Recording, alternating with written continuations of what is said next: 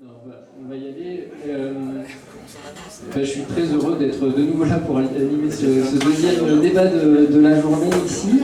Un débat consacré cet après-midi à une question qui se pose effectivement pour beaucoup d'îles, c'est comment maintenir une population active sur les îles. Grâce encore une fois à l'aide d'Alain Burnet, maire de l'île d'Aix, et de Jean-Benoît Bévin là, qui est au fond de la salle, on a participé, on a monté ce débat. J'espère qu'on va pouvoir répondre à toutes les questions. Et pour commencer, on se disait que c'était pas mal de faire un petit point sur la démographie des îles, l'évolution de la démographie des îles qui ont été habitées, qui ont perdu de la population, qui en retrouvent. Et pour ça, l'idée c'était... Alors je ne présente pas tout le monde d'un coup parce qu'il y a beaucoup de monde sur la scène, on fera les présentations au fur et à mesure si ça vous va à tous. Et l'idée c'était de commencer avec vous, Lou Brigand. Vous êtes géographe, enseignant-chercheur, maître de conférence à l'université, professeur, pardon, à l'université de Bretagne occidentale. Et bien depuis 20 ans maintenant, vous poursuivez les recherches. 40 ans. Ah ouais, mes fiches sont mauvaises. Ah, vous faites pas... Bon, allez. Et donc vous vous intéressez effectivement à la démographie des îles. Et pas que ça, mais on va commencer par ça, puis après vous pourrez intervenir tout au long du débat. Je vous laisse faire ce premier petit point, puis après, voilà. Bonjour à toutes, à tous. Merci de m'avoir confié à cette table ronde sur le thème, c'est le travail dans les îles, c'est ça, travailler dans les îles. Le thème, c'est comment maintenir une population active sur les îles. Travailler, en fait. Hein. Exactement. Écoutez, alors sur la démographie, c'est pas un sujet simple, parce que si on s'en réfère simplement aux données strictement démographiques officielles qui sont celles de l'INSEE, on a des chiffres, et vous savez tous dans les îles que ces chiffres, notamment lorsque l'on a des petites populations, comme c'est le cas pour les petites îles éloignées du continent, comme Saint, Molène, Oued ou Aiguille, on a donc des populations très faibles. Et du coup, le recensement, déjà la manière dont se font les recensements peuvent modifier aussi un peu les chiffres. Hein. On a des exemples comme ici à l'île d'Aubin il y a longtemps, mais on a vu un recensement très fort, et en fait c'était lié à la manière dont on a recensé. Donc je voudrais déjà d'emblée, par rapport aux chiffres, je ne vous donnerai pas de chiffres extrêmement précis. Pourquoi ? Bien parce que ces chiffres sont sujets à caution. D'autant plus qu'aujourd'hui, vivre dans une île, c'est pas sur les mêmes modèles, les mêmes critères qu'il y a 30 ou 40 ans. C'est-à-dire qu'il y a des gens qui vivent sur les îles, alors, il y a les résidents principaux, et même ces catégories, on peut les discuter, hein, résidents principaux, résidents secondaires, les gens qui vivent simplement le week-end, qui travaillent sur l'île, qui travaillent sur le continent. Donc d'emblée, c'est un peu un propos liminaire pour dire, bon voilà, on a des chiffres, on a des tendances, il ne s'agit pas que de tendances. Et en fait, pour faire de vraies études démographiques sur les îles, les seules qu'on puisse faire de manière sérieuse, c'est quasiment à l'individu, quoi. Voilà. Donc nous, à l'université, on travaille sur les îles depuis 40 ans, et sur des différents types de programmes, et l'avant-dernier programme sur lequel on travaillait, c'était les néo-entrepreneurs, les néo-arrivants dans les îles. Là, c'est une catégorie qui, justement, est particulièrement intéressante par rapport à notre thématique. Eh bien, on a fait un comptage extrêmement précis de ces gens-là, et on s'est rendu compte que, finalement, on représentait une population plus importante et qui n'était pas forcément nécessairement recensée. Bon, ces propos liminaires étant faits, en ce qui concerne la démographie des îles, je vais aller vite, hein. Les îles, elles ont perdu plus de la moitié de leur population depuis le début du 19e, mais ce phénomène qui se poursuit encore pour certaines îles a changé. C'est-à-dire qu'aujourd'hui, si on regarde les derniers recensements, donc avec les limites que je vous ai données, hein, eh bien on se rend compte que ce déclin de la population, il n'est plus du tout de même ordre. Sur les 14 dernières années, il est l'ordre de 14%, alors qu'il était de 50% sur le siècle. Ça veut dire qu'il y a un tassement déjà de la chute de la population. Alors cette chute de population, elle est liée à deux phénomènes qui sont le sol migratoire et le sol naturel, c'est-à-dire moins de naissances, plus de décès, ou moins d'arrivées par rapport au départ. Voilà. Et du coup, cette donnée-là, qui était valable il y a encore une trentaine d'années, elle n'est plus aujourd'hui. Je me souviens d'avoir lu un propos d'un de mes maîtres, André Guitcher, de l'île de Saint, qui est un grand géographe, qui a parcouru le monde entier. Dans une de ses publications qui date des années 80, il posait la question du maintien de la population dans les îles de l'Iroise, parce qu'il jugeait que la situation démographique était tellement catastrophique qu'un jour il fallait envisager le départ des populations, comme ça s'est fait sur d'autres îles, notamment en Irlande. Et aujourd'hui, on n'est pas du tout dans cette situation-là. On est dans une situation complètement différente. C'est-à-dire que on constate que cette chute à l'échelle des îles de Bretagne, qui représente en gros 16 000 habitants, eh bien cette population, elle diminue encore non, elle diminue pas entre les deux derniers recensements, elle remonte légèrement, et sur certaines îles, elle a singulièrement remonté. C'est le cas de l'île de Belle-Île, c'est le cas de l'île d'Ar, et c'est le cas de l'île d'Aix. Et à Belle-Île, c'est pas du tout négligeable. Il y a plus de 700 personnes depuis 7 ans qui se sont installées. Donc ça veut dire qu'on a un regain d'intérêt par rapport aux îles. Et ce regain d'intérêt, on le constate aussi en parallèle avec les études que nous avons faites sur les néo-arrivants dans les îles.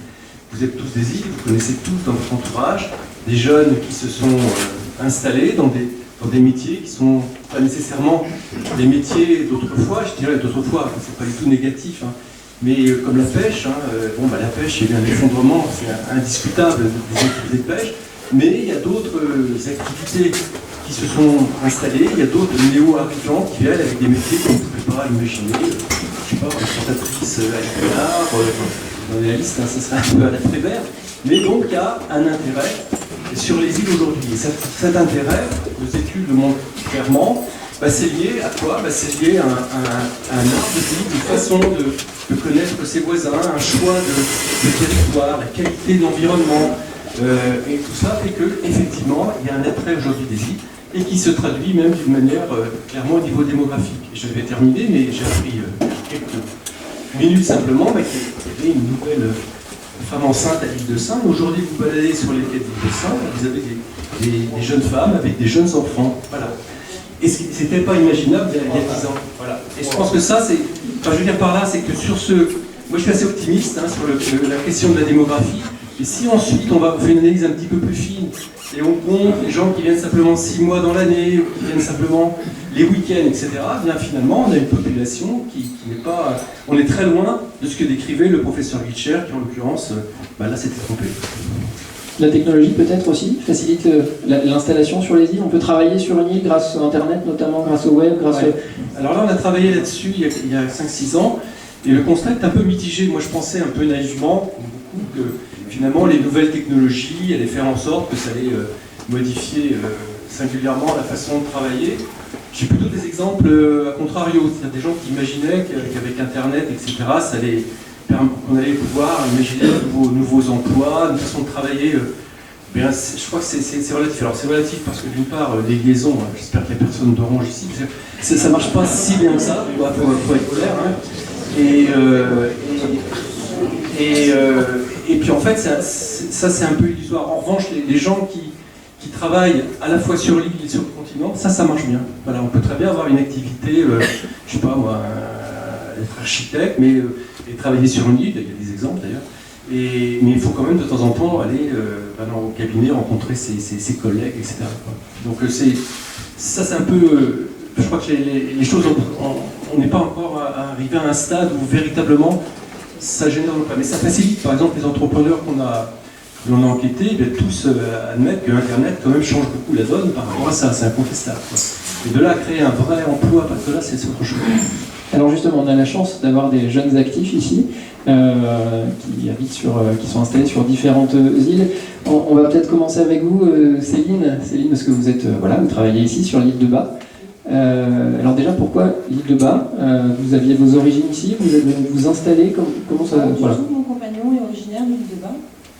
Du coup, il a repris la ferme d'exploitation familiale en 2013. Et à la naissance de notre fils, je me suis installée en 2017 pour faciliter la vie de famille et une vie professionnelle aussi. Pour la vie sur l'île aussi, qui est très agréable et moins stressante que sur le continent. Vous étiez originaire d'où avant? Alors je suis de Saint-Paul-du-Est. Qu'est-ce que la vie sur une île a changé pour vous quand même, dans votre quotidien? Qu'est-ce que ça a changé? Ça m'apporte plus de choses, je pense, le contact avec les gens. On est moins enfermés. On habitait une petite commune à Mespol, à côté de l'île de Borcy. Et on voit moins de monde, on est tout le temps chez nous, et ici on sort, on croise du monde, c'est convivial, on se connaît à force de se voir, de se rencontrer, on a plus d'échanges, ouais. C'est ce qui est intéressant. Et alors, est-ce qu'il y a des choses plus difficiles? Difficile, c'est sûr que quand on arrive sur une île, il faut se faire à l'idée qu'il faut combiner les horaires des bateaux pour faire les courses à marée haute, c'est plus facile. Ça m'est arrivé la première fois que j'ai fait mes courses, j'avais marée basse, j'ai pas regardé la marée. Voilà, donc il y a tout quand on fait les courses, il faut bien regarder les horaires des bateaux, plus les horaires des marées. La grande difficulté au départ, c'est ça, mais on s'y habitue, je pense. Voilà. Vous n'avez jamais eu de regret? Non. Moi, j'ai des soins. On va continuer notre petit tour de table avec Véronique. Oui, ben, voilà. Véronique, vous vous êtes installée à Bréa. Pareil, racontez-nous un petit peu pourquoi Bréa, comment ça se passe, quelle est votre activité sur l'île. Je vais pousser mon moi, je suis installée depuis 5 ans. Je suis coach thérapeute. Et donc, j'ai ouvert en 2015 un centre de développement personnel dans lequel j'organise des stages. Et j'ai un cabinet. Donc, j'ai un cabinet à Saint-Brieuc, aux gens dehors des Côtes d'Armor, mais pas très très loin. Et donc, je fais globalement, en gros, je fais une semaine sur 2, plus à Saint-Brieuc, plus à Bréa. C'est varié tout à l'heure, c'est ouais. Oui, exactement. Après, moi, ça se combine avec ma garde alternée aussi. Parce que les horaires des bateaux, je ne peux pas travailler tard la semaine, où il faut absolument que je rentre à Bréa. Donc, après, je rejoins Céline sur les contacts avec les voisins. Les voisins, c'est un peu moi. Qui sont comme nulle part ailleurs en fait, parce que nous à Bréa en plus on est à pied ou en vélo, donc forcément quand on se croise on ne fait pas que se faire coucou par la fenêtre de la voiture et on se parle, donc ça crée vraiment beaucoup de choses dans le lien aux voisins. Ça a été compliqué de l'installation sur l'île? À quel niveau? Trouver un logement moi il se trouve que j'ai eu la chance de pouvoir acheter une maison, ce qui n'est pas le cas de tous les gens qui s'installent à Bréa. Donc pour moi, pas vraiment, mais le déménagement, mais après, c'est tellement vite oublié que c'est pas... Oui, c'est un peu plus galère, mais c'est pas... Non, et après, on est très bien accueillis par les gens qui sont là depuis une dizaine d'années. Par les vrais îliens, ça prend un peu plus de temps. Mais si on vient profil bas, qu'on se la ramène pas, puis c'est normal, en plus je pense qu'on voit beaucoup de gens qui s'installent et qui ne restent pas. Et donc ils attendent de voir si on tient plusieurs hivers, si on ne repart pas. Donc c'est normal qu'ils prennent le temps d'observer aussi avant d'entrouvrir leur porte. Et vous, alors combien d'hivers Moi ça fait 5 ans, donc je commence à avoir fait un peu mes preuves. Les anciens me parlent. Donc je crois que ça y est, ils sont habitués à ce que j'allais pas repartir, enfin en fait que j'allais pas repartir. Puis c'est vrai que, sans raconter les détails de ma vie privée, mais moi je me suis séparée au bout de 2 ans, et je pense que le fait que je sois restée aussi en étant seule, ça a un peu fait mes preuves. Du coup ça veut dire que j'ai pas l'intention de repartir et je vais rester... Vous avez des enfants? J'ai un petit garçon de 7 ans. Il est scolarisé sur l'île? Oui. Et pour lui aussi, ça a été facile? C'est une petite école hein? Il connaît que ça, en fait il est arrivé, il avait 20 mois, donc lui il connaît que ça.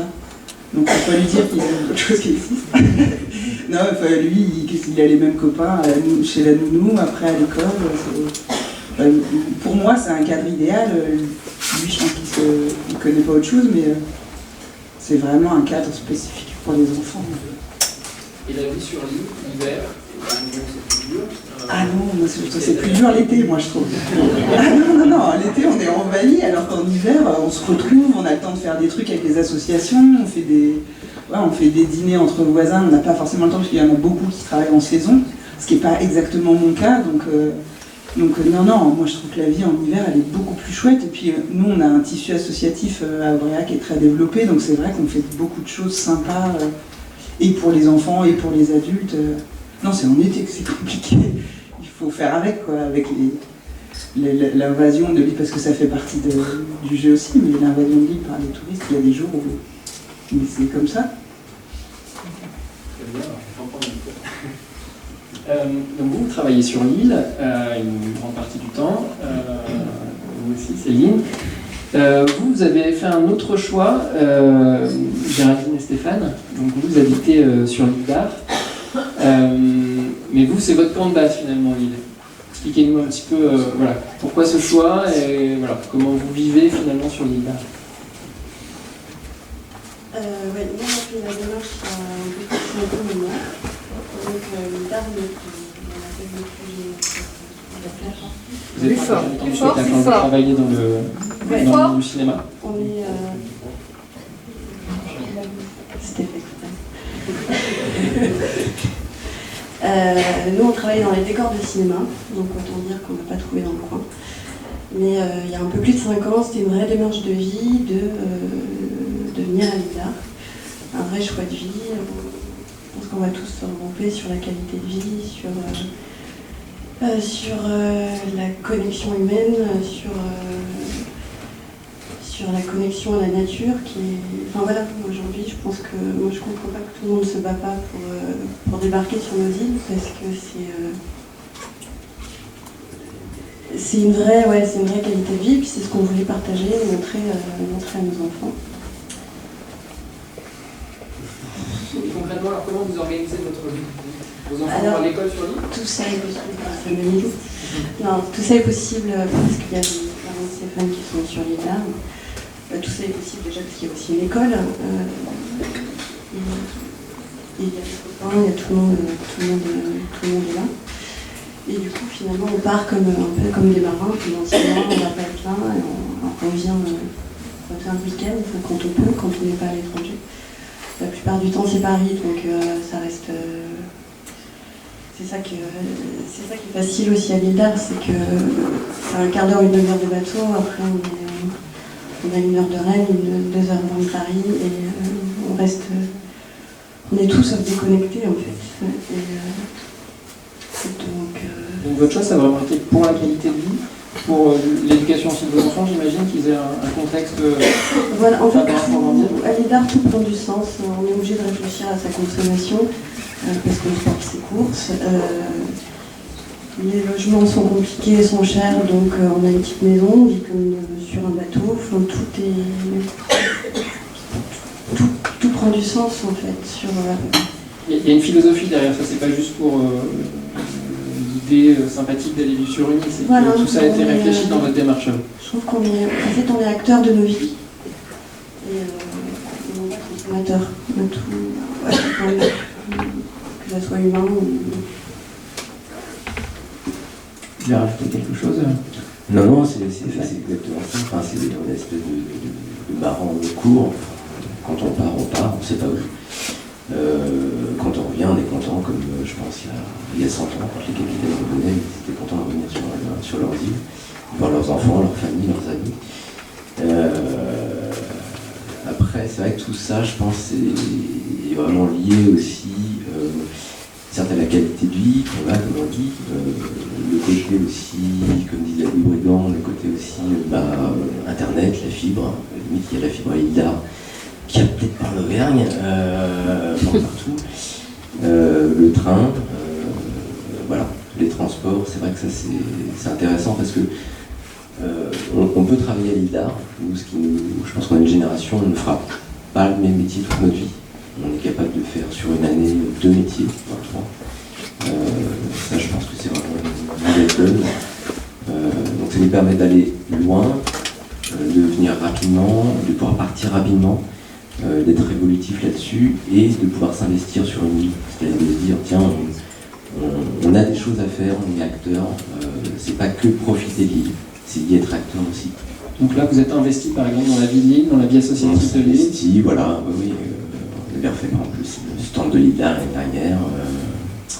Enfin voilà, il y a sur l'événementiel, sur différentes choses, et on essaie de ramener aussi nos connaissances, voilà, dans le golfe du Morbihan, par rapport à la décoration, par rapport à tout ça. Est-ce qu'il y a eu des choses au début qui ont été plus difficiles, il a fallu s'adapter? Est-ce qu'il y a eu des... de partir le dimanche soir en fait. Quand on prend le bateau, on se dit bon il faut y aller. Donc c'est vrai que je me dis toujours, on se dit tout le temps, on part pour mieux revenir. Mais ouais, c'est dur de quitter son pays. C'est dur, c'est tout. Ouais. Alors je ne sais pas si Stan et Marie sont là. Oui, vous êtes là. Donc Stan. Donc Stan, votre épouse, j'imagine, vous êtes sculpteur sur l'île de Saint. Donc là, un métier vraiment agricole, il y a la terre, attaché à la terre, juste là. Est-ce que ça ne vous ennuie pas de demander de se mettre debout, parler un tout petit peu plus fort? On ne m'entend pas. Ok. Ouais, Tu veux parler plus fort? Ouais, parler bien près du micro. Alors pareil, pourquoi ce choix Pourquoi À la base, c'était une idée sympathique d'aller vivre sur une île. Et finalement, ça restait une joie d'être sur l'île de Saint, un confort de vie, comme ils ont dit, autant aussi proche de la nature que le côté humain. Et donc, maintenant, on est imprégné par l'île de Saint et c'est là-bas qu'on est le mieux, quoi. Alors ça, c'est une île qui est éloignée du continent. C'est pas la même chose que l'île d'Ar, par exemple, qui est effectivement très, très accessible et très vite au continent. Les premiers hivers, on parlait des hivers tout à l'heure, comment ça s'est passé? Est-ce qu'à un moment vous avez regretté? Est-ce qu'à un moment il y a eu des coups durs? Est-ce qu'à un moment vous vous êtes dit bon, c'est peut-être engagé dans quelque chose d'un peu dingue? Oui, les 2 premières années, on n'était vraiment pas sûr de rester. On a eu le problème de logement, qui n'était pas facile sur l'île de Saint. On a commencé par un été dans une ruine, dans lequel on a installé une tente, on a mis une réserve d'eau pour la douche, toilette chimique, câble électrique, voilà. On a tenu comme ça 3 mois, même si, que ce soit notre famille ou les gens de l'île de Saint, beaucoup auraient parié qu'on lâcherait. On va dire qu'on est allé jusqu'aux eaux. Et on a bien fait, parce que maintenant, on va dire qu'en 4 ans, on a changé 4 fois de logement. Et là, on a trouvé un logement, des nouveaux logements sociaux qui sont très bien. Vous avez un enfant, si mes notes sont bonnes. On a une petite fille de 18 mois. Donc il ne va pas encore à l'école. Ça va venir, ouais. Et ça, c'est pareil, c'est des choses qui vous inquiètent de scolariser votre enfant sur une île, c'est des questions que vous vous posez ou... Non, au contraire. Au contraire, c'est plutôt bien. Elle va vraiment connaître toute sa classe. Et puis, comme je vous dis, c'est un choix de vie, un confort de vie. Non, c'est chouette. L'école est à 5 mètres, donc on peut la passer par-dessus le portail. On sent quand même dans vos témoignages aux uns et aux autres une certaine philosophie de vie, une certaine volonté. C'est pas quelque chose qui arrive comme ça. Alors vous disiez tout à l'heure, on trouvait l'idée belle, mais vous n'êtes pas reparti, vous êtes resté. Donc il y a quand même quelque chose d'engageant et vous êtes engagé. En fait, c'est une philosophie un peu d'aller vivre sur une île aussi. Oui. Justement, on cherchait à fuir un peu le stress du continent. Pour moi, Quimper, c'est une très grande ville où je connais personne. J'ai l'impression qu'à chaque coin de rue, il y a un terroriste. Désolé de le dire comme ça, mais c'est un peu ma façon de voir la chose. On se parle pas, dans le métro, on se regarde tous sans se connaître. À l'île de Saint, voilà. Ma façon de voir la chose. Ouais. Et donc, un métier de la mer, pour le coup, ostréiculteur, ça s'imposait, enfin, ça fait partie de mes études. J'ai appris l'aquaculture et on s'est spécialisé dans les coquillages. Donc voilà, on fait des huîtres, des palourdes, des ormeaux, récemment des ormeaux. Voilà. Sur l'île de Saint, ça aurait été compliqué de faire des vaches, donc on a choisi les huîtres. Ok. Louis Brigand, peut-être, je sais que vous travaillez sur ces questions, vous prenez beaucoup de témoignages justement de jeunes actifs, de réactions, c'est ce que vous entendez? C'est totalement concordant avec des études qu'on a démarrées il y a une dizaine d'années. Hein. Donc ça veut dire que ce phénomène-là, à travers ces témoignages, bon, Stan vous connaissez, mais vous, je ne vous connaissais pas. Ça vient confirmer ce que je vous disais tout à l'heure, c'est qu'on voit très bien une aspiration, un mode de vie différent, connaître son voisin, se dire bonjour dans la rue, travailler sur des métiers qui ne sont pas nécessairement des métiers qui relèvent de l'agriculture ou de la pêche. Bon, il y a l'aquaculture, mais tout cela converge. Je pense que c'est un phénomène qui n'est pas d'ailleurs propre aux îles. Hein. On retrouve ça dans certains secteurs de montagne, on retrouve ça, une aspiration qui est nouvelle. Je pense que c'est les nouvelles générations, parce que là on a affaire à des jeunes. Hein. Quoique, il faudrait quand même se dire aussi que dans les îles, il y a des jeunes retraités qui s'installent. J'ai quelques exemples assez intéressants de personnes qui viennent s'installer à 60 balais et qui en fait, font une activité auquel elles pensaient, avec un savoir-faire lié à l'expérience et à l'âge, et qui pendant une dizaine d'années ont cette activité-là. Mais là, dans les exemples qui ont été donnés, ça vient vraiment... je pense que c'est quelque chose peut-être de fond. Alors peut-être que l'on se trompe, parce que il y a aussi, on n'a pas parlé de ceux qui échouent, et qui partent, hein, parce qu'en fait, il y en a aussi beaucoup qui essayent, et parfois, il il y en a, ça arrive assez souvent, qui ne réussissent pas. Alors, c'est difficile à étudier parce que ces gens-là, c'est difficile de parler de son échec et puis ils disparaissent parce qu'ils viennent et puis ils repartent et on ne sait plus trop où ils sont. Hein. Mais quand même, quand on fait un recul, nous ça fait presque 10 ans qu'on suit un certain nombre de ces néo-entrepreneurs dans les îles. Il y en a beaucoup qui sont restés, certains qui même qui sont parvenus à créer beaucoup d'emplois. Moi je pense par exemple à Belly, la Ultimate Fishing, là, je l'ai eu au téléphone il n'y a pas très longtemps, il a 20 employés, quoi.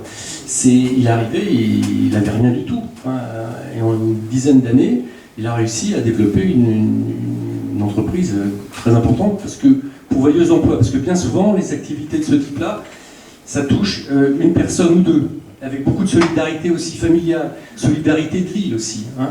Et dans ce cadre-là, le fait d'avoir créé cette marque Savoir-faire des îles du Ponant, c'est aussi pour aider ces jeunes entrepreneurs qui vous allez en parler. Alors, je me retourne vers les élus maintenant, parce qu'effectivement, c'est des vraies questions de tous les jours pour vous, comment accueillir les populations actives. Peut-être Eric Graal, on va commencer avec vous, vous êtes élu ici sur l'île de Bas, vous êtes conseiller municipal, comment ça se passe? Comment est-ce que vous mettez des choses en place pour faciliter l'arrivée de jeunes actifs comme ça?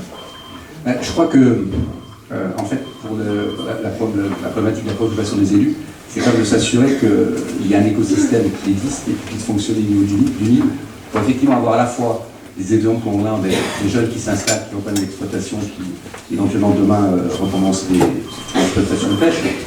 Et on a la chance demain d'avoir un triptyque entre l'agriculture, où les choses vont relativement bien, avec des jeunes qui s'installent, donc qui nous donnent une certaine vision sur la pérennité de l'agriculture sur l'île. Il y a la pêche qui est plutôt un peu en déclin, on a perdu de bateaux, on espère qu'il y en aura d'autres qui viendront financer.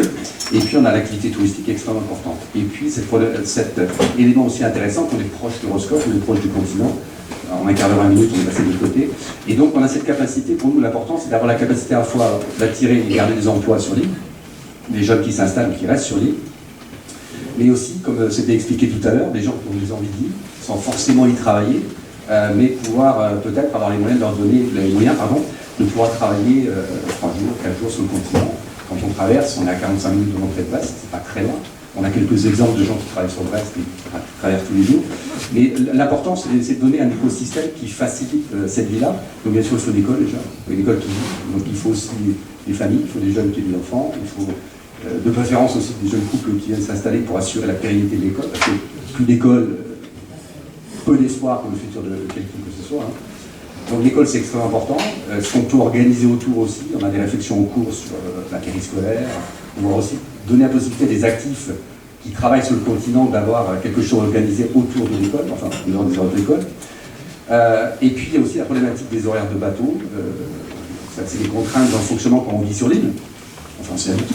Mais c'est aussi, si on veut travailler sur le continent, pour cette catégorie-là, c'est qu'on a assez de bateaux, c'est qu'il n'en faut pas un tôt le matin, un tard le soir, qui donne les possibilités d'aller travailler, pas seulement sur Morlaix, mais sur Brest.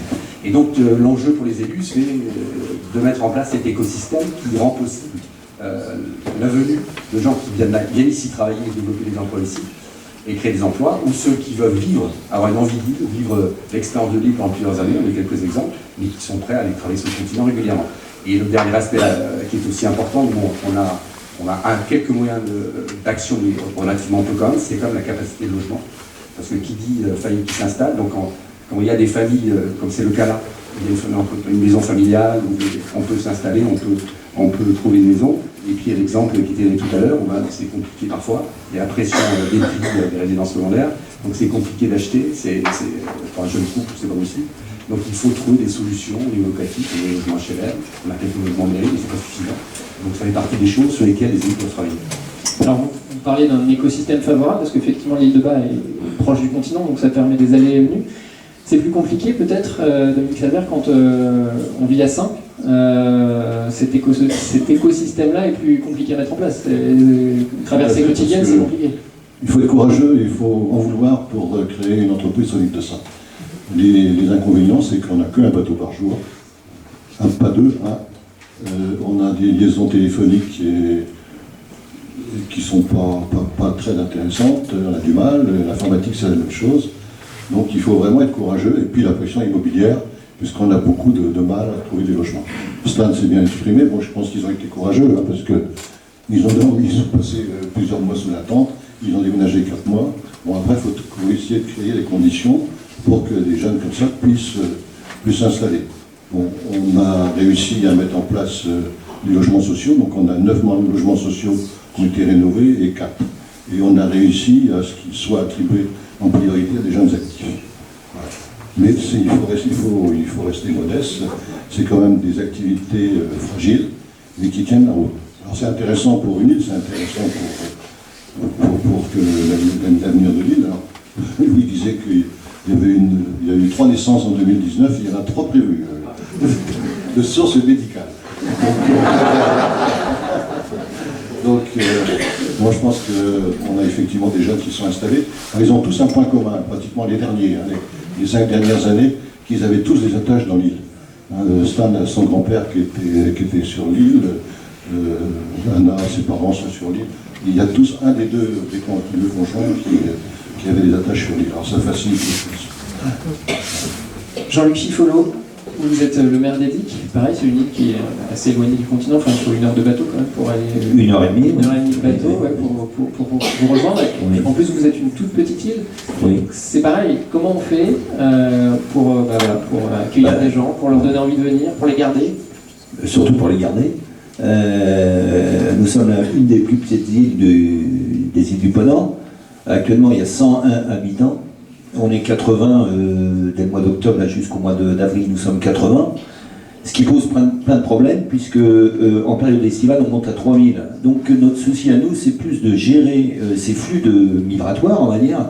Il n'y a pas d'activité sur l'île, à part le tourisme. La pêche a périclité, nous n'avons plus que 2 pêcheurs professionnels. Il n'y a pas d'agriculture parce qu'il n'y a pas d'eau. On produit notre propre eau, donc on est limité en ressources d'eau.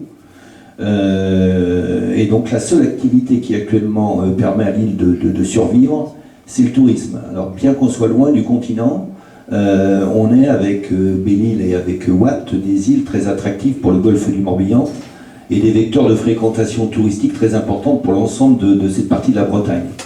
Moi en tant que maire, c'est moi qui ai développé les activités possibles.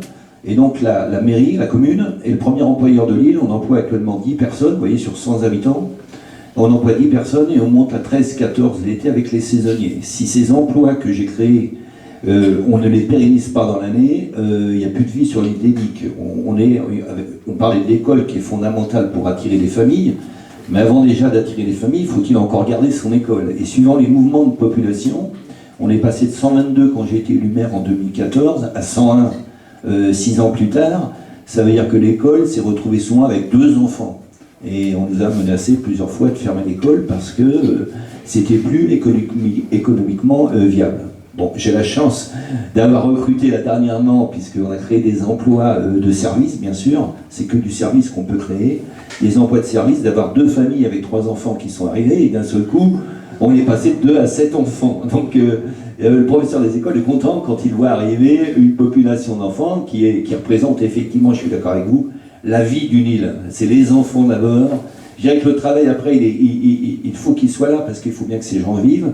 Mais nous, on met beaucoup de moyens. Alors je ne sais pas si je peux en parler, mais on parlait du logement qui est fondamental aussi sur une île. Les gens nous réclament 2 choses. Bon, bien sûr un travail, mais des fois ils ont la volonté de créer leur propre travail, mais surtout ils demandent un logement et l'école et le médecin. On a réussi, nous, à mettre les moyens pour les logements sociaux qui sont financés à 100% avec l'aide de l'État et de la région pour des logements sociaux. Le médecin, on n'en a pas, donc on est habitué à faire 100 médecins, mais pour une famille qui arrive avec des enfants, c'est une angoisse au départ, et puis elle apprend à vivre avec. Et puis on fournit l'emploi après en créant effectivement des emplois au départ qui sont des emplois aidés, je veux dire, parce que souvent il n'y a pas vraiment l'emploi, il faut donner un salaire mensuel aux gens et pas un demi-salaire, pas du mi-temps, sinon ils n'arrivent pas à vivre. Et donc au fil du temps, on étoffe doucement ces emplois qui sont des emplois au départ un peu précaires mais financés par la commune pour en créer des emplois vraiment pérennes. Et là on remonte la pente doucement parce que ce que vous disiez, et Louis le disait parfaitement, le problème c'est que les jeunes d'Edic sont partis sur le continent. ont fait leur vie sur le continent en rencontrant le compagnon ou la compagne. Ils reviennent quand ils ont 30 ou 40 ans, mais pour l'instant, on est obligé de faire appel à une main-d'œuvre qui vient de l'extérieur. Et donc, l'adaptation à la vie, eh bien, ça ne fait que compenser les décès, pratiquement. Et souvent, l'expérience, parce que moi, en 6 ans avant, je ne suis pas ilien d'origine, mais je peux vivre cette réalité. Moi, j'ai très bien vécu ma vie d'ilien pour l'instant, mais on a beaucoup de familles qui, au bout de 2-3 ans, l'expérience étant tellement difficile de vivre sur une île comme la nôtre, c'est-à-dire un petit caillou, 80 personnes l'hiver, pas un commerce d'ouvert, c'est pire que sur la côte, les gens repartent. Alors il y a ce problème effectivement d'isolement, cet enfermement, et puis il y a le problème aussi de l'école, c'est-à-dire que quand ils ont fini l'école primaire, il faut prendre le bateau, les enfants à 7 ans prennent le bateau à 7 h du matin pour aller au collège, qui est dans une autre île, et ils reviennent le soir à 19 h. Il y a des parents qui n'acceptent pas que leurs enfants partent à cet âge-là sur le bateau. Et puis le lycée, n'en parlons pas, ils sont pensionnaires et donc ils restent tout le mois, ils n'ont pas envie de revenir le week-end dans la famille. Donc il y a beaucoup de familles maintenant qui n'ont pas cet esprit insulaire, c'est-à-dire de vivre pour leur île, et bien ils repartent avec les enfants parce que c'est trop dur au niveau de la vie familiale. Et malgré tout, vous faites plein de choses. Ce que je vous propose, c'est qu'on va mettre des images sur Beaumont. On était allé vous voir l'année dernière, il y a plus d'un an, c'était juste avant la précédente édition des Insulaires. On avait tourné un reportage ensemble, vous nous avez bien raconté tout ça, donc je vous propose de le regarder. Déjà, ça nous permettra de voyager un peu jusque sur votre belle île d'Édic quand même, parce que même si c'est dur d'y vivre, elle est très belle. Et puis vous nous racontiez très bien toutes ces difficultés. On regarde ça, puis on en parle après. Certains prennent le métro pour aller travailler, d'autres le bateau. Nous sommes entre les stations Watt et Édic, et en ce mois de septembre, s'il reste quelques touristes à bord, la plupart des passagers sont là pour des raisons professionnelles, ce qui implique une certaine organisation. Les journées sont un peu plus courtes parce qu'il y a le temps de transport. Là c'est un peu particulier, ouais. Moi je commence à 8 h, il est 10 h 50. Je peux encore commencer à travailler. Bah si, j'encadre des gens, donc je les suis. Maintenant, l'activité en elle-même d'entretien d'espace vert, ça va commencer dans une demi-heure, 3/4 d'heure. Sur le quai du port d'Édic, le bateau du matin est particulièrement attendu. C'est là que nous retrouvons le maire de la petite île du Ponant. La vie, le rythme de l'île dépend en fait de ces bateaux, de ces rotations de bateaux suivant les saisons. Le lien avec le continent, c'est très important, et pour les Iliens, on l'appelle le courrier d'ailleurs, le bateau, on dit pas le bateau, on dit le courrier depuis longtemps, parce qu'il amenait effectivement les journaux, et le seul moyen d'information, il y a une trentaine d'années pratiquement, à part la radio, c'était le journal, et ce bateau amenait bien sûr les magazines, le journal, les provisions, la famille, etc. Donc c'est vital pour les Iliens. Des Iliens qui, quelques minutes à peine après l'arrivée du bateau, se retrouvent à la poste pour récupérer leur courrier. Je peux comprendre qu'il n'y avait pas vraiment de numéro, de nom de rue, etc. Ah ben, il n'y a pas de numéro, il n'y a pas de nom de rue. Hein. Donc voilà, chacun se connaît. On rigole pas ici. Hein. On prend le courrier des voisins et tout. Hein. Rarement, je pense, quelqu'un se trouve seul à Édic et sans aide. Ça n'existe pas. Je pense pas. Car l'entraide est essentielle sur ce petit bout de terre de 2 km². Il faut être très fort au niveau caractère pour pouvoir vivre à l'année sur une île, et pas tellement vivre à l'année, vivre une année, oui, mais vivre tous les ans sur une île. Il y a un moment où il y a une institutrice, dernièrement une institutrice par exemple, eh bien, au départ, quand elle arrive au mois de septembre, c'était très beau, tout est beau, et puis au mois de juin, elle est contente de partir, parce qu'elle a vécu un hiver où l'isolement, la solitude, les problèmes de transport ont fait qu'elle a déchanté un peu. Édic compte seulement 103 habitants, une démographie qui s'érode depuis plusieurs années. Alors, pour tenter de faire venir des familles sur l'île, plusieurs actions sont menées par la commune, comme la construction de ces 3 maisons. Le risque à long terme, si ce genre d'investissement n'est pas fait, c'est quoi? C'est qu'une île comme celle-ci puisse mourir? C'est possible ça? Oui, tout à fait. Le déclin, je veux dire mourir non, mais le déclin est annoncé si on ne met pas en œuvre certains moyens. Nous, notre volonté, c'est de redynamiser la démographie. On ne sait même pas qu'on peut agir sur l'aspect humain, c'est-à-dire les naissances. Par contre, on peut agir sur les produits qu'on va apporter, le travail, le logement, l'ambiance, susciter des vocations. Mais lancer de tels projets demande de l'énergie et de la volonté. Un chantier sur une île coûte en moyenne 30% de plus que sur le continent et implique de nombreuses contraintes, comme l'acheminement des matériaux ou le logement des ouvriers. Une problématique au cœur de cette réunion de chantier. Le vendredi de la même semaine, j'ai mon responsable de chantier qui débarque le matin. Oui. Et lui, il reste là les 3 semaines. D'accord. Et le travail, il est forcément le même, sauf que c'est la logistique.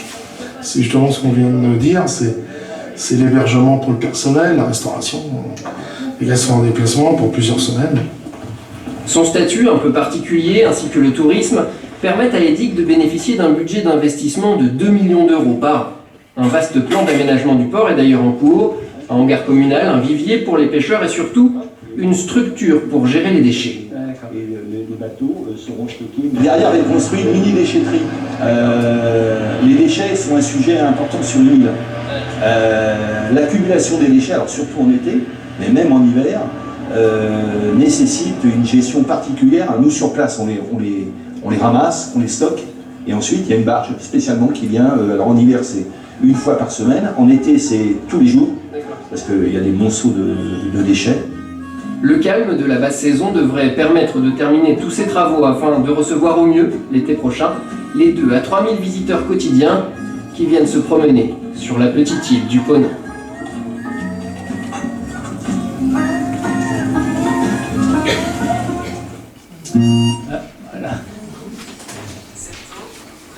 Voilà, donc 2 à 3 000 visiteurs quotidiens pendant l'été. Oui, 1500 qui résident entre le camping, les résidences secondaires et les résidences principales, et 1500 qui viennent à la journée par des 5 compagnies extérieures, enfin compagnies privées, qui déversent tous les jours sur l'île d'Edic et sur l'île de Watt à peu près, chaque bateau 200 personnes à chaque fois, tous les jours renouvelés, et qui n'ont pas, alors on pourrait parler, effectivement on voit le problème des déchets, mais de l'eau, ils n'ont pas conscience des milieux fragiles dans lesquels on vit, et ils consomment sur nos îles comme ils consomment sur le continent. C'est-à-dire ils gaspillent l'eau, ils laissent leurs déchets, et nous c'est des tonnes de déchets qu'on doit trier. Alors ça a quand même un avantage, puisque là on a construit une déchetterie qui permet de créer un emploi. À chaque fois qu'on crée un service, en contrepartie on crée un emploi, ce qui amène de la vie pour la commune.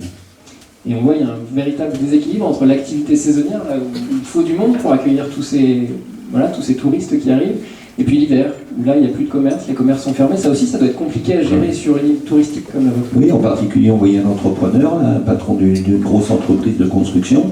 L'hiver, quand les entreprises, puisqu'on n'a pas d'artisans sur place, quand les entreprises viennent travailler, il n'y a pas un artisan qui a voulu s'implanter sur l'île des Lives, donc ils font l'aller-retour entre le lundi et le vendredi.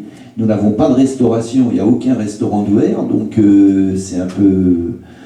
chacun se débrouille, amène ses vivres, ou alors nous on loue des gîtes et puis ils vont à l'épicerie acheter à manger, ils sont obligés de faire à manger, mais on sait bien qu'une entreprise elle perd beaucoup de temps dans cette chose qui est commune à tout le monde, de rentrer chez soi et de manger, mais eux ils ont 4 jours de travail sur les 5 à cause des bateaux, à cause des transports, donc il faut rentabiliser absolument le travail sur l'île, et bien souvent c'est un handicap. On parlait de 30 à 40% de frais liés à ces problèmes d'insularité. C'est les frais de transport, les frais de nourriture, de déplacement pour les entreprises, qui ne manquent pas de nous les faire payer largement.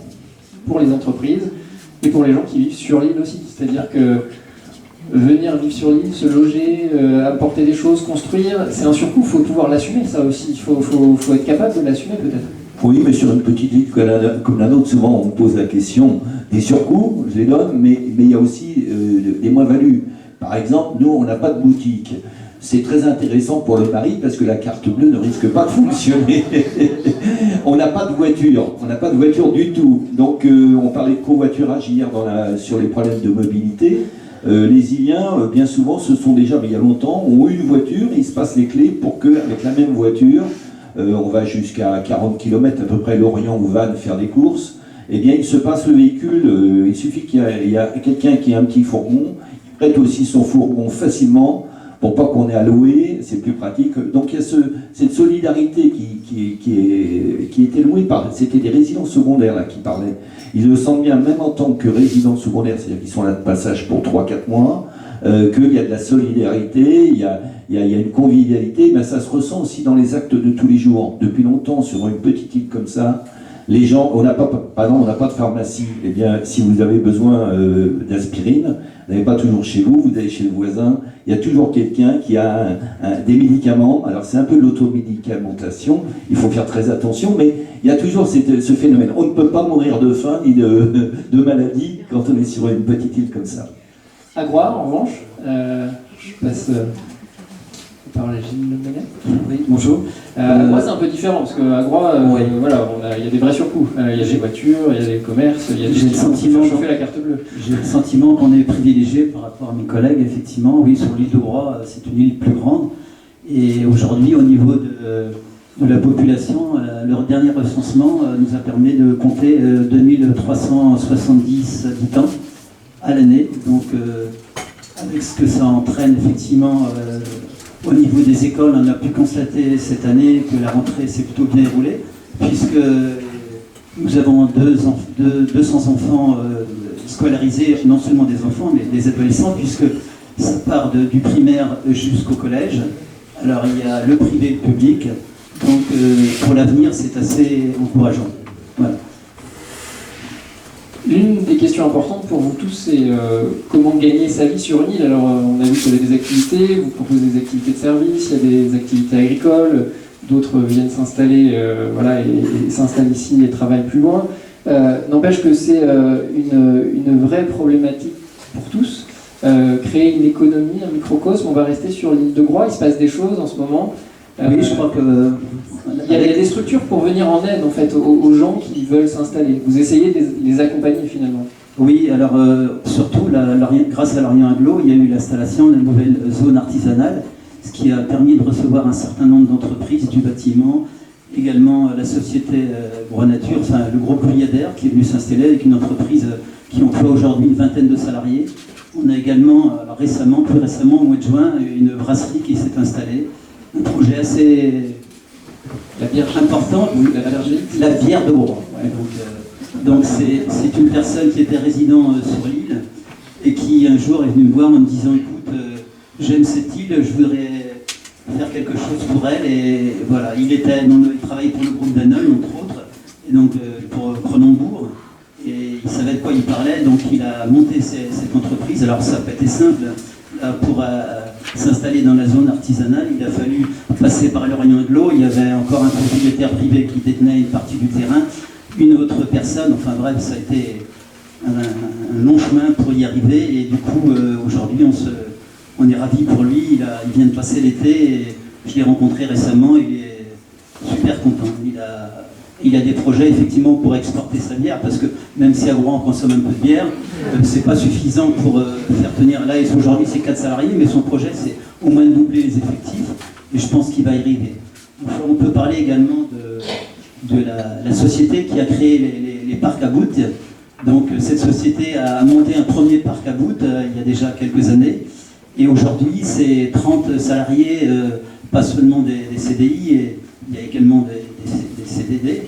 Et donc cette société connaît un essor incroyable. Nous, on ne croyait pas vraiment, mais là, j'avoue que la personne qui est responsable de cette entreprise nous bluffe tous les jours. Donc aujourd'hui, le dernier parc à bout qu'ils ont monté, ça se trouve dans l'aéroport de Singapour. Et je crois qu'ils ont encore des contrats avec le Japon, etc., qui vont se matérialiser prochainement.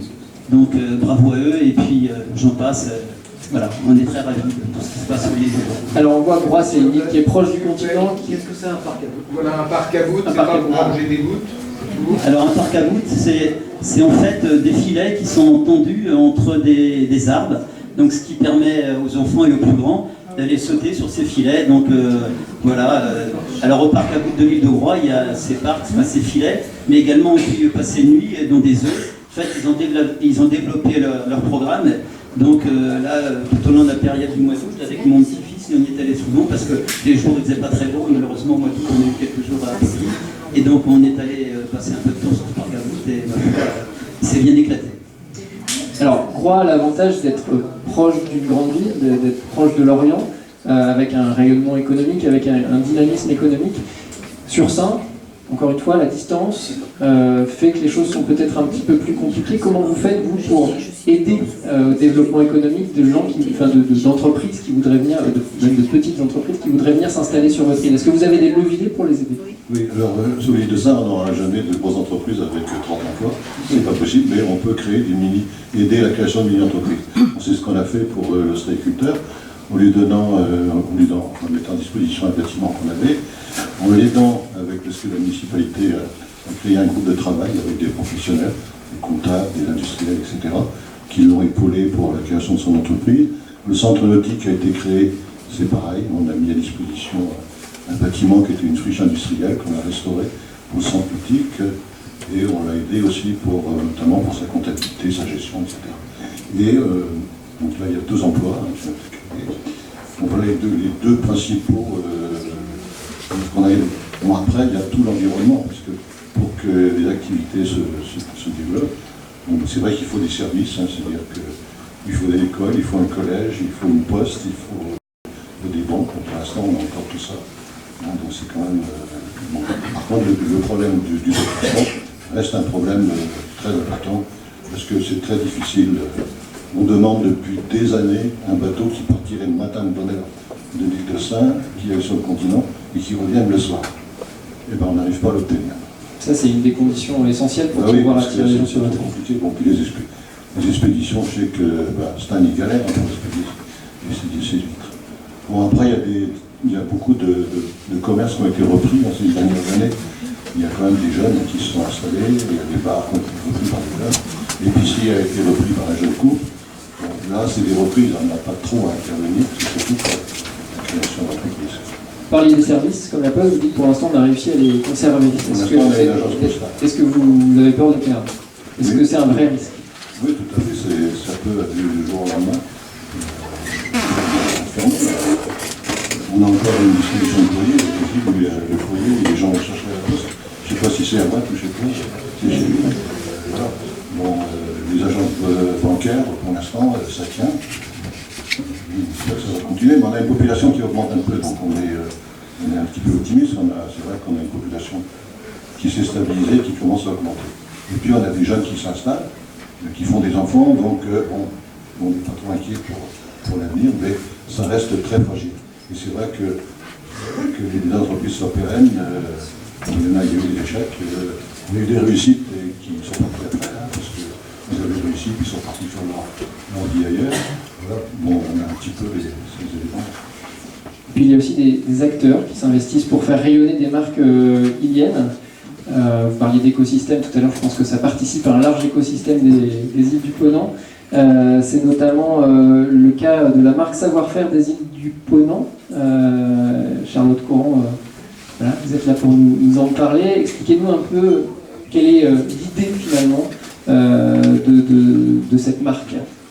Alors bonjour, l'idée de cette marque, c'est de faire la promotion des entreprises qui créent des emplois, qui maintiennent des emplois à l'année sur les îles. Donc c'est ouvert à tous les secteurs d'activité, il n'y a pas de critères sur ce sujet. Les critères, c'est d'être ouvert une grande partie de l'année et de maintenir ou de créer de l'emploi, au moins un ETP sur l'île, et puis bien sûr d'avoir son siège social sur l'île. Alors, ce que je vous propose, c'est que vous avez envoyé le petit film qui explique bien, on ne va pas bouder notre plaisir. Et puis on va passer ce petit film qui présente un peu savoir-faire des îles du Ponant, et surtout il y a des témoignages qui sont intéressants, parce que c'est des témoignages de personnes qui se sont engagées dans cette marque. On va le regarder et puis... dans cette marque qui est aujourd'hui une association.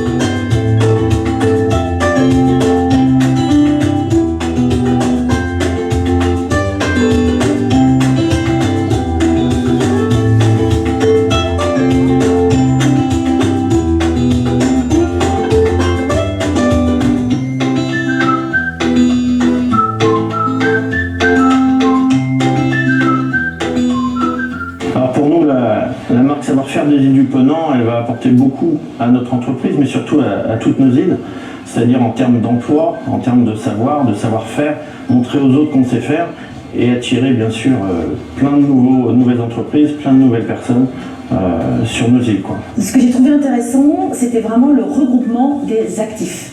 D'avoir une forme de réseau, de savoir se mettre en relation. Ça permet aussi de montrer la difficulté de l'insularité, puisque les réactivités sont beaucoup plus longues quand on a le passage de l'île sur le continent. Dans un monde où actuellement on recherche toujours un peu plus l'authenticité, le local, la qualité des produits, etc., nous on s'inscrit là-dedans. Donc je fais toute l'année mon travail ici dans mon atelier. Donc ce sont des choses qui ne viennent pas de l'autre bout du monde pour être vendues sur nos îles. Qu'on n'utilise pas le nom Molène ou le nom Ouessant ou le nom de telle île pour vendre, quand on le met sur nos produits, quand il y a ce logo-là, c'est vraiment, les gens sont garantis que c'est vraiment produit sur l'île. Par leur acte d'achat, les visiteurs permettent de développer les entreprises et de développer l'emploi, de pérenniser l'emploi aussi sur l'île, mais surtout de développer l'emploi. C'est agir pour la pérennisation des emplois sur les îles et la défense de la vie insulaire à l'année. Les gens qui font un effort de rester à l'année, qui ne viennent pas prendre que l'argent du touriste, alors, je ne sais pas s'il faut dire ça, mais voilà, qui font l'effort de rester ouverts toute l'année. Ça nous donne une visibilité particulière qui montre qu'on peut fabriquer sur des îles des objets, des produits de qualité. C'est important quand on est insulaire d'avoir un vrai temps d'échange avec d'autres entrepreneurs qui sont également insulaires. Là, c'est justement un vrai temps de partage sur des problématiques qu'on peut avoir en commun pour trouver des solutions et permettre à nos différentes entreprises de se développer d'une façon pérenne et sereine.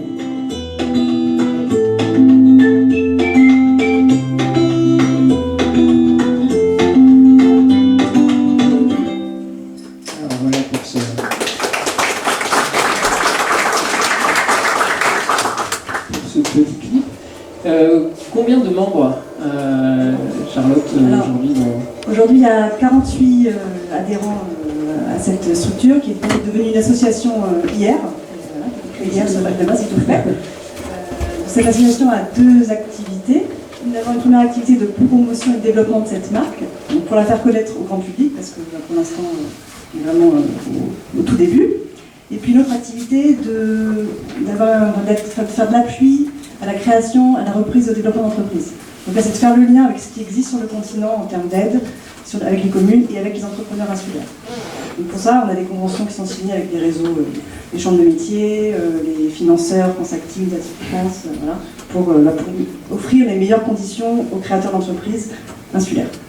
Et j'imagine que ce réseau entre les entrepreneurs qui sont installés sur différentes îles, entre Bas et je sais pas, entre Groix, ça les aide aussi, ça les porte, peut-être qu'ils se sentent moins seuls dans leur activité. Oui, c'est ça, l'idée c'est de partager leurs expériences, partager leurs bonnes pratiques, puis échanger sur des problématiques qu'ils peuvent avoir en commun, voilà, se retrouver. Donc, cette association, elle est donc créée hier, et le conseil d'administration, ce sont les adhérents eux-mêmes, donc c'est une association professionnelle. Et la dynamique est bonne, comment c'est pris? C'est le début, oui, c'est plutôt bien, hein, 48, on est très content. Surtout qu'on regroupe plein d'activités différentes, hein, c'est pas sur un seul secteur d'activité comme on l'a vu un peu dans le film, hein, ça va des activités de production, au service, l'hôtellerie, la restauration, l'artisanat d'art aussi qui est pas mal représenté sur les îles. Alors voilà, c'est aussi des activités qui peuvent être fragiles, certaines sont aussi délocalisables, donc il faut leur donner toutes les bonnes conditions pour rester sur l'île.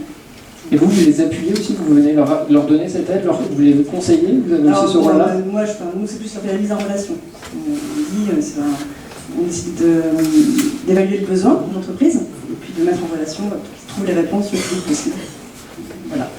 Et l'idée, j'imagine, à long terme, c'est que ce petit logo là qu'on a vu, voilà, chaque île a le sien, c'est qu'il devienne visible, que cette marque soit visible. Qu'il soit visible, soit reconnu, et puis que les visiteurs, quand ils viennent sur les îles, ils achètent un produit ou un service avec ce logo-là, un vrai acte d'achat derrière. Ils font vivre des personnes sur les îles à l'année, ils contribuent à l'emploi sur les îles, voilà. C'est un vrai acte d'achat. Louis Brigand, je reviens vers vous. Alors on l'a vu, il y a de nombreuses choses qui sont faites pour soutenir l'activité économique un peu partout. On pourrait aussi parler, on a parlé des bâtiments communaux qui accueillent 2 entreprises dans une ancienne caserne, la création d'une structure intercommunale pour soutenir l'activité économique à Belle-Île. Les choses bougent quand même. Les dossiers sont pris à bras-le-corps, c'est le nerf de la guerre en fait, cette économie sur les îles, pour pouvoir attirer de nouveaux arrivants. Ah oui, il faut que les choses bougent, mais oui. on a vu des exemples très clairement. Je crois que ce qu'exprimait Charlotte là, à travers cette association, c'est quelque chose de nouveau parce qu'on met en réseau les îles entre elles, ce qui n'était pas le cas jusqu'à présent. Les îles fonctionnaient souvent pour elles-mêmes et pas dans le cadre de réseau. Donc là, c'est vraiment une première avec le Festival des Insulaires et puis l'association des îles du Ponant qui regroupe les élus. Ça, c'est la plus ancienne. Et finalement, depuis, je sais pas, ça a changé, oui, depuis une dizaine d'années, mais avant, les gens qui connaissaient toutes les îles, c'était rare. Et là, maintenant, on voit qu'il y a un phénomène de mise en réseau qui, probablement, a un effet d'inducteur. C'est-à-dire que ça donne à voir ce que fait le voisin, ça donne envie de faire pareil. Ça montre que, on a parlé du chien noir, de Parc à Voûte, voilà, c'est un exemple extraordinaire. À partir du matelotage, voilà, Cédric il a réussi à faire un truc formidable. Il y a 40 employés, personne ne pourrait le croire. Quand vous le croisez dans la rue, vous dites ce mec-là, c'est un marginal. Non, il faut dire les choses telles qu'elles sont. Et dans sa marginalité, c'est exemplaire, quoi. Et donc, c'est pas le seul, c'est ça ce que je veux dire. C'est-à-dire qu'il y a vraiment des initiatives intéressantes. Mais il ne faut pas non plus se baigner dans une espèce d'utopie un peu... Il y a des échecs, je l'ai déjà dit. Et puis aussi, il faut savoir que dans les îles, il y a toujours eu des initiatives. Moi, je me souviens, il y a une trentaine, quarantaine d'années, on avait lancé par exemple les écloseries à homards. Ça n'a pas fonctionné. Donc, il faut rester... Il ne faut pas non plus être dans une... comment dire, un peu béat par rapport à l'avenir. Il y a du boulot. Parce qu'il y a des contraintes, oui, mais c'est vrai que les gens qui y arrivent, une fois qu'ils, au bout de 3 ans, 6 ans, 7 ans, ils s'installent. Et après, il y a aussi ceux, on n'a pas évoqué ce cas-là, ceux qui viennent et qui font l'expérience de 10 ans, par exemple. Je connais pas mal comme ça. C'est-à-dire qu'ils viennent là parce qu'ils viennent avec leurs enfants en bas âge. Ils disent, moi j'offre à mes enfants la possibilité de venir vivre pendant 10 ans sur une île. Ce qui est un luxe, on le voit bien quand on interroge les jeunes qui ont suivi le collège des îles du Ponant et qui ont fait pour certains de vraiment très belles études. Bien, au bout de 10 ans, ils ont fait cette expérience-là, et puis ils disent, voilà, c'est terminé, on passe à autre chose. Alors moi, au début, j'étais assez critique par rapport à ce type de point de vue, mais mon point de vue a changé, parce que finalement, pendant 10 ans, ces gens-là aussi, ils apportent quelque chose de nouveau, et puis après, ils peuvent passer le relais, passer le flambeau. Et ça, je pense que c'est aussi toutes ces éclosions-là, dans des domaines qu'on n'imagine pas. Je pense qu'il y a encore des possibilités de création énormes, et puis les îles, tout le monde est d'accord là-dessus, s'accorde là-dessus. Ça a une image extrêmement positive. Aujourd'hui, les îles peuvent incarner de nouveaux modèles de développement, de vivre ensemble, et il faut jouer là-dessus. Mais il ne faut pas non plus se bercer d'illusions. Il y a des difficultés, mais il y a aussi des avantages, et le premier avantage, c'est d'être sur une île. Alors peut-être qu'il n'y a pas le bateau tous les jours, etc., mais c'est déjà un avantage que d'être sur une île. C'est pas donné à tout le monde, quoi. Voilà. Alors, on a parlé d'économie, on a parlé du travail. J'aimerais qu'on revienne sur un dossier qui est un dossier important, on l'a compris à travers tout ce qu'on a déjà dit, c'est le problème du logement. C'est compliqué. Jean-Luc Chiffolot, on voyait dans le reportage, il y a 3 maisons derrière nous, ça y est, elles sont finies, elles sont habitées. 2. Ça aussi, c'est un défi de trouver des logements, trouver du foncier pour pouvoir éventuellement construire des nouveaux logements. On a parlé tout à l'heure du surcoût que ça pouvait représenter. C'est un vrai défi, c'est un vrai enjeu, il faut trouver de la place pour accueillir des gens. Exactement. Alors, notre cas est toujours particulier, mais sur une île comme Edic qui fait 200 hectares, si vous voulez, la totalité de l'île est un site classé et inscrit. C'est-à-dire qu'au niveau urbanisme, on ne peut pratiquement rien faire. Je ne parle pas des autres lois littorales, etc. Donc c'est vrai que c'est une difficulté d'avoir un terrain, mais c'est aussi un avantage pour la commune, puisqu'elle est propriétaire à 100% de tous les terrains. Il n'y a pas de terrain privé. Ce qui permet de gérer l'urbanisme d'une certaine façon, et donc on a une réserve foncière dans notre PLU qui nous permet de construire à la demande de la commune des logements. Donc c'est ce qu'on a fait avec les 3 logements. On a construit 2 logements sociaux, enfin 10 sociaux, avec donc des aides, des crédits de l'État, et un logement communal pour avoir une certaine liberté de location. Parce que le gros souci qui se passe quand on fait du logement social, c'est qu'on fait appel à des gens qui viennent de l'extérieur et ils ont des revenus qui font qu'ils sont dans des normes où on ne peut pas attribuer un logement dit social. Et ils ont trop de revenus. Donc il y a des logements qui restent vides dans le parc HLM. Alors après on tombe sur les coûts, effectivement 30 à 40% de coûts liés aux frais de transport, etc., font que les organismes dits HLM ne veulent plus venir construire sur les îles parce qu'il n'y a pas de rentabilité derrière, et ce sont les communes, à Watt c'est le même problème, ils sont obligés de reprendre un programme HLM, et ce sont les communes qui sont obligées d'investir. Alors là je dirais un petit mot qui n'est pas gentil, mais autant on construit un hangar pour mettre un tracteur, on a des subventions, en plus on récupère la TVA, donc il n'y a pas de problème. Autant pour construire du logement, à partir du moment où on touche des loyers, eh bien on a moins d'aide de l'État, on ne récupère pas la TVA sauf à taux réduit sur le logement social, et donc c'est la commune, quand elle promotionne ce programme, qui en charge tous ses frais.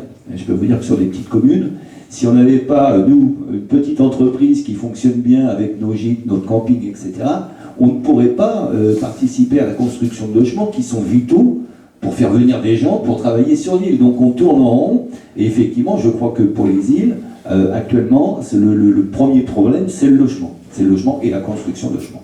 Alors, il y a des solutions qui sont mises en place, des essais. On va en parler avec vous. Peut-être Laurence Fortin, vous êtes vice-présidente du Conseil régional en charge du développement territorial.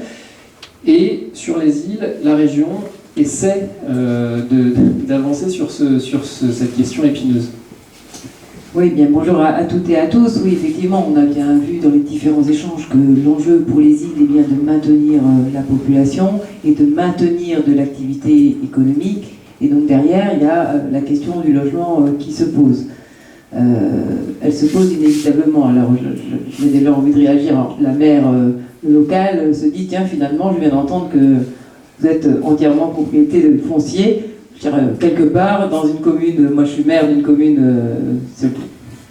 à la Roche-Maurice, à côté de Landerneau, autant vous dire qu'on n'est pas propriétaire du foncier, et donc là, on voit bien qu'il y a un enjeu déjà assez intéressant, parce qu'on a une chance sur les îles, quand on est propriétaire, ça veut dire que dès là, on commence à avoir les moyens d'agir sur le territoire, ce qui n'est pas rien.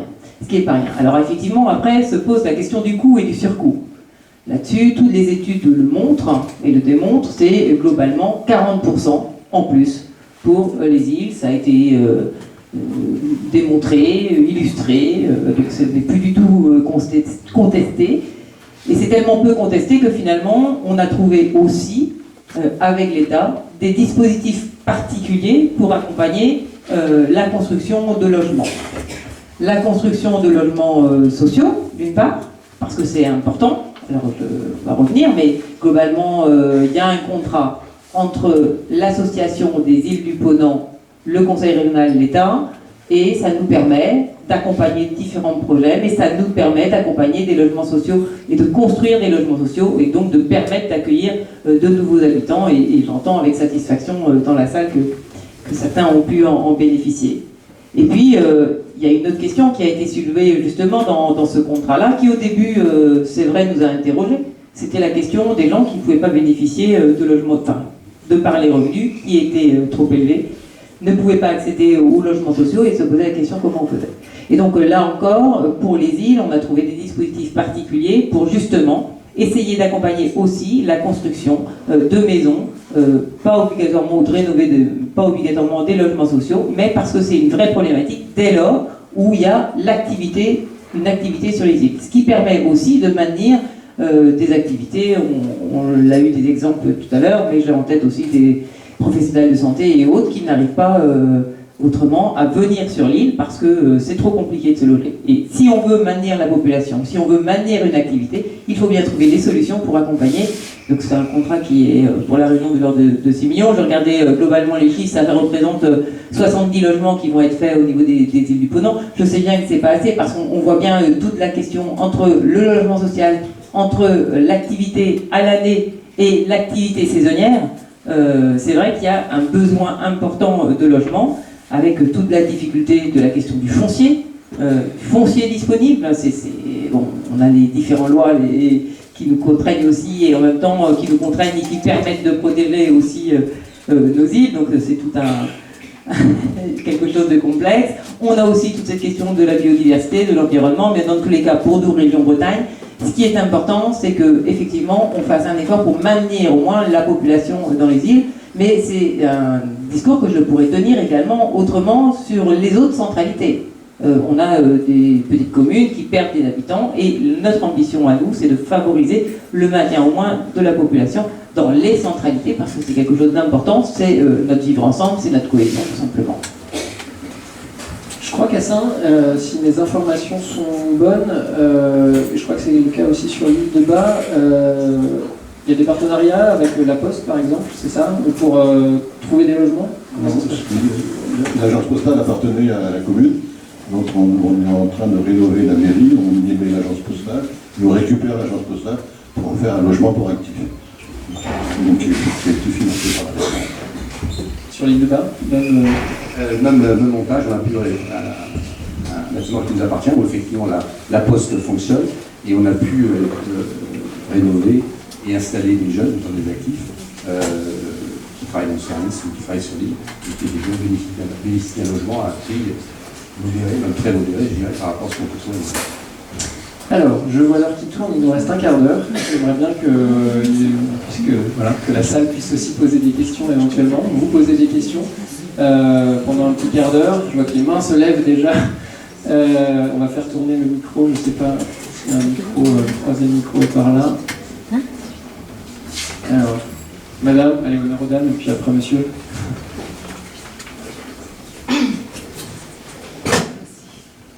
Bonjour, je voulais juste apporter mon témoignage rapidement en complément. Moi je m'appelle Ingrid, j'habite à Ouessant depuis presque 11 ans. Je suis plombière chauffagiste. Je suis venue il y a 11 ans pour remplacer le plombier qui prenait sa retraite. D'abord employée, ça fait maintenant 4 ans que je suis à mon compte.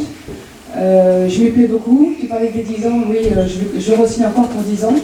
Il n'y a pas de souci. C'était parmi les premières qu'on a enquêtées, je me souviens. C'est possible, ouais. Moi j'ai un petit garçon de 11 mois, donc voilà, la vie lancée avec mon compagnon qui vit aussi à Ouessant, bien sûr. Voilà, on est bien. Je regrette que, en fait, on parle beaucoup des gens qui viennent, comme moi.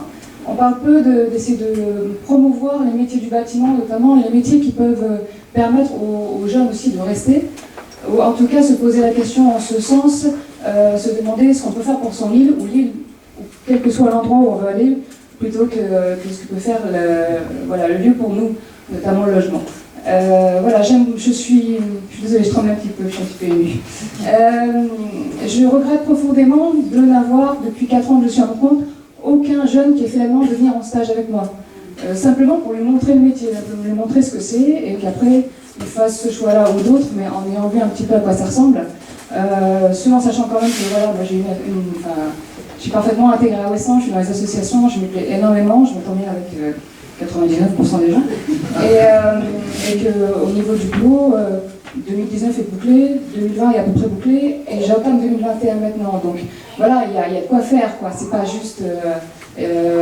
si je pouvais former des jeunes pour venir, alors que ce soit à Ouessant ou ailleurs, ou se rendre compte que c'est des métiers, on en a besoin. Je pense que M. Merdédic ne me contredira pas non plus. Ce serait bien qu'on valorise nos métiers auprès des jeunes et qu'on les incite à voir ce qu'eux peuvent faire en fait, et pas simplement toujours attendre que la commune propose un emploi, propose un logement. Alors là c'est peut-être plus aux gens qui disposent de biens, de maisons, alors secondaires, principaux, peu importe, mais peut-être pendant 1 an ne pas louer aux touristes et proposer ça en location, en souvenir, en disant moi j'ai fait quelque chose, voilà. J'ai fait un geste pendant 1 an. Je mets à disposition pour mon île. Encore une fois, je vais faire quelque chose pour ma communauté. S'il y en a qui fait, il y en a 2, il y en a 3, il y en a 5. Et puis si ça tourne, tout le monde garde son compte. Et puis voilà, il y a plein de choses qui peuvent se faire si on a de l'envie. Et sur toutes les îles, on en a plein d'envie. Alors on y va.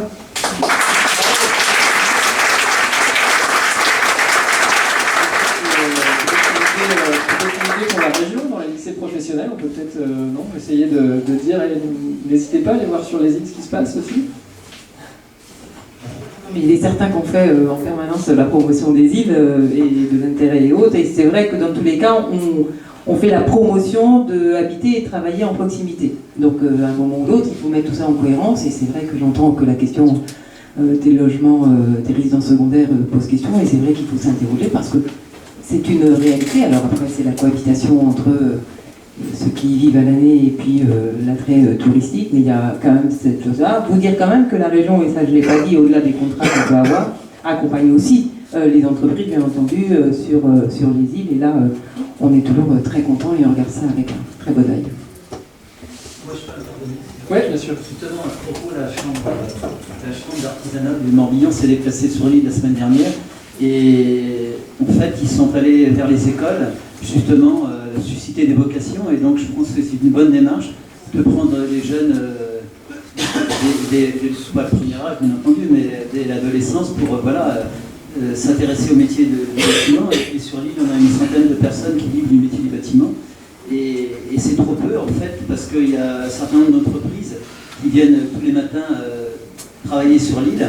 Et donc, on parlait tout à l'heure d'une madame qui est dans le métier de la plomberie. Et bien, sur l'île, aujourd'hui, si un plombier s'installait, ce serait vrai bonheur, parce que l'entreprise de plomberie qui est sur l'île n'arrive pas à assumer la demande.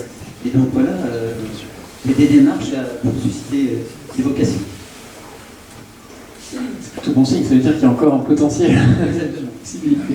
Monsieur, vous vouliez poser une question, vous apportez le micro. Oui.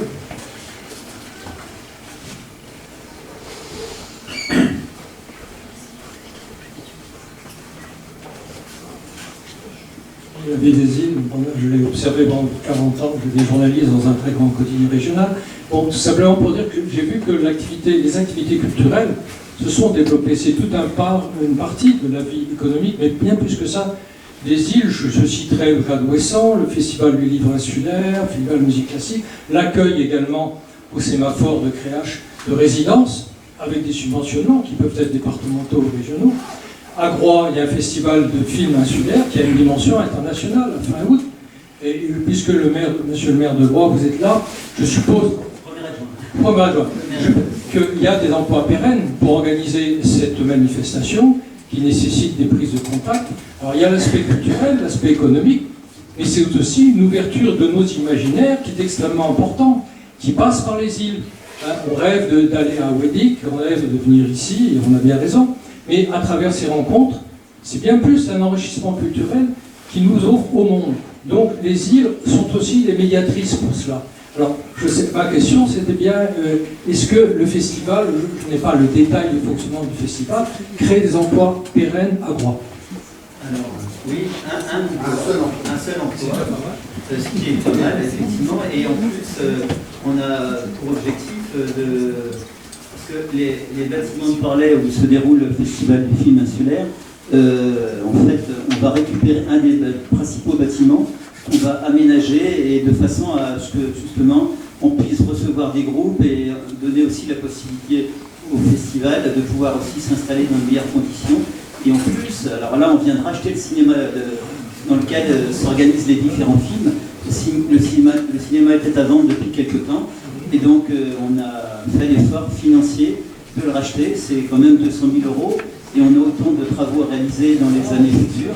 Mais je pense que c'était une nécessité de maintenir un cinéma sur l'île. Non seulement pour le FIFIC, mais pour l'ensemble des habitants qui a besoin aussi de se distraire de temps en temps.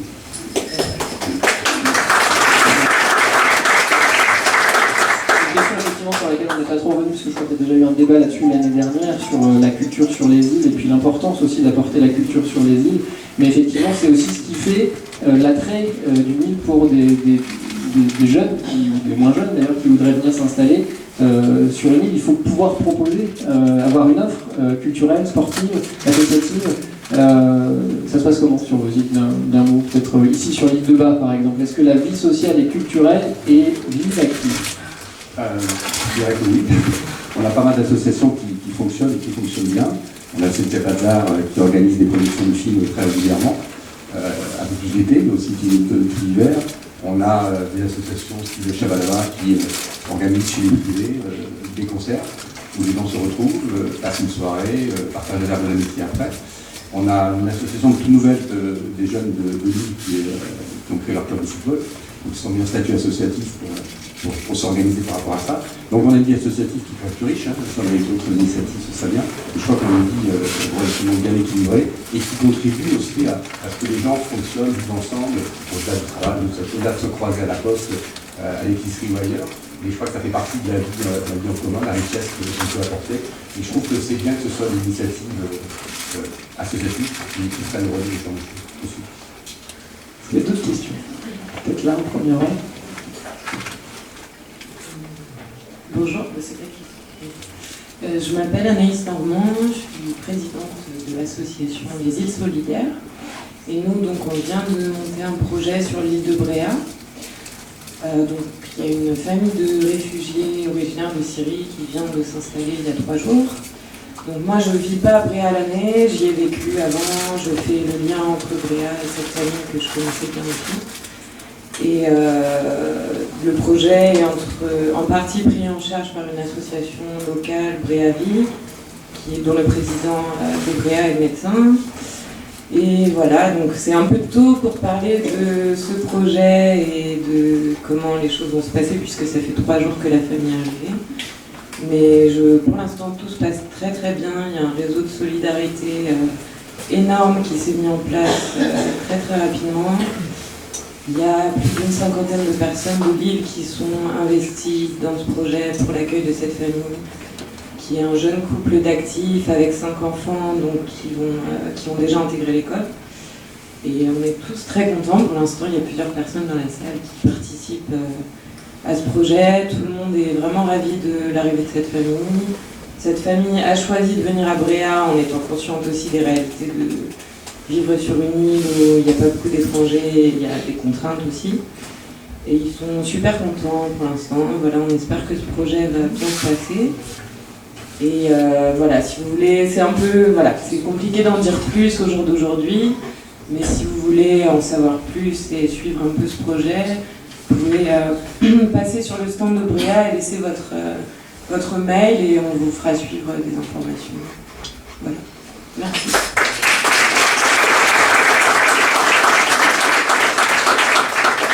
Ce qui pourrait être aussi l'objet d'un reportage sur France 3, par exemple, si les choses se passent bien. Il y avait une question, je crois, au fond de la salle. Oui. Alors, Anne Zéraison, je peux parler assez fort. Donc, je vis sur l'île de Bas. Et on vous apporte une réponse. Ce qui est assez...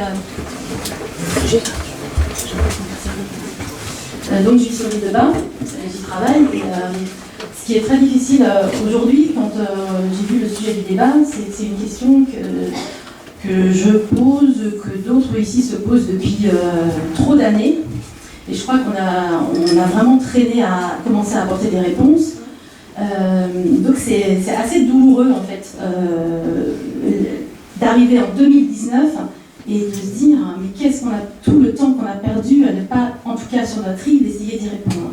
Donc j'espère enfin que sur notre île, on va pouvoir faire revenir des gens parce qu'il y a tellement de choses à faire et je ne sais pas si ceux qui vivent sur l'île vont me soutenir là-dessus, mais c'est de dire que l'île de Bas est une île assez facile à vivre. On est proche du continent, on a énormément de facilité pour beaucoup de choses, le transport est facile, enfin on est vraiment une île, je trouve, privilégiée par rapport à d'autres qui ont beaucoup plus de contraintes. Et je trouve que par rapport à toutes nos facilités, toutes les choses faciles, je crois qu'il faut partir des choses positives, on devrait faire beaucoup mieux et j'espère qu'on va faire beaucoup mieux dans les années qui viennent. Je remercie Louis Brigand pour son intervention tout à l'heure parce que moi ça fait très longtemps que je trouve intéressant les gens qui viennent quelque temps pour un petit bout de leur vie parce que je crois qu'aujourd'hui cette mobilité-là est aussi importante, les gens qui viennent 5 ans, 6 ans, qui s'en vont remplacés par d'autres. Je trouve aussi intéressante l'intervention de monsieur sur ce qui relève de la culture parce que c'est ce qui nous lie, c'est le petit bonus qui fait qu'on fait les choses ensemble et quand on fait les choses ensemble on a beaucoup plus d'énergie et on va beaucoup plus loin. Voilà, je vous remercie.